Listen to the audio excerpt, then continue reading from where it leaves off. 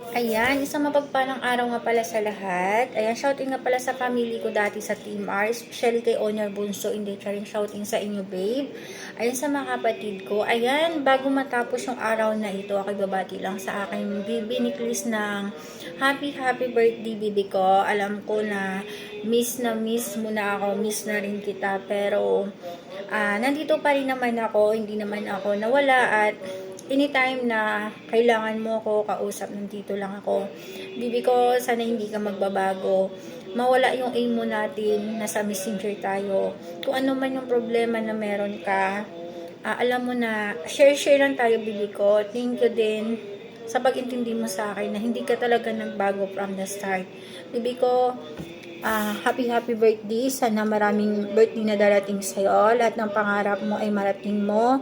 At mag-iingat ka palagi. Love kita, bebe ko ni Chris.